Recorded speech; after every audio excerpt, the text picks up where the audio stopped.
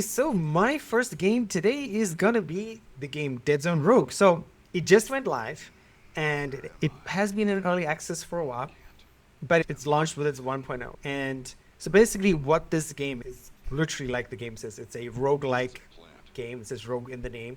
It's an FPS. It is also competitively priced. So it's $24.99, 20% off at the moment. So bringing it down to $19.99, but still $25 for a roguelike, which kind of matches like the Hades price almost. And this price does exist until the end of this week. So if you are looking for that FPS roguelike game, $20, there's nothing you can say about that. So with the 1.0 update, they introduced another zone, which is Zone 3, features 9 new missions, and the game's most intense boss challenge yet.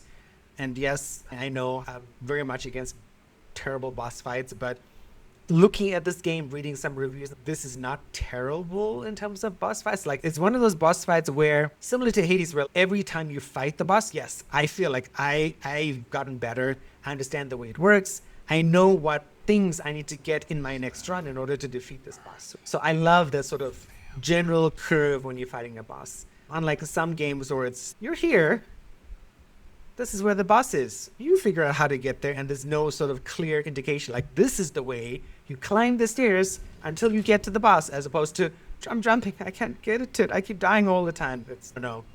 With the 1.0 update, there are 20 new enemies, 2 unique mini bosses, and a large-scale boss ramp-up in terms of threat levels. So I know that sounds terrible, right? Again, it sounds, oh my god, they made the bosses harder. It's not much harder than before from what people have said. Again, I haven't played this yet. I did add it to my wish list as soon as I found the game though, because I'm like, oh cool, I want to give this a try.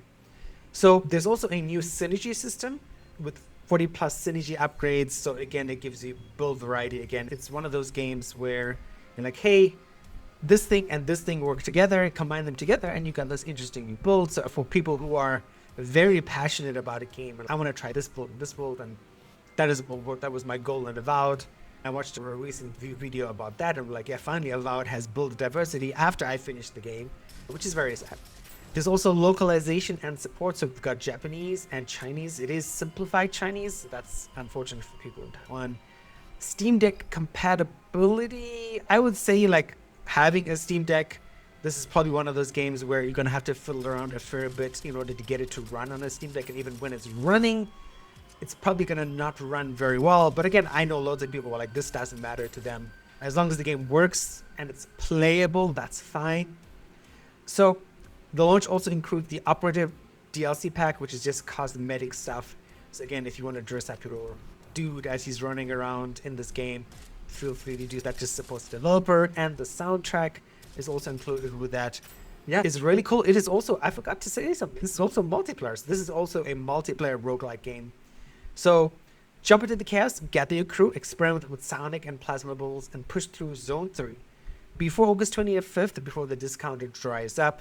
And let me know if you've played this, if you were an early access user. I'd love to know. Comment down below. When I get to this is another story, because I'm playing Palia, then I'm playing the Grand Bazaar, and then, as Adam and I were discussing, I was trying to figure out how to order Outer Worlds 2 on Amazon, because it's Amazon doesn't explain it very well, but that's another story. So I almost forgot about this. Dead Zone Rogue, out right now. Check it out.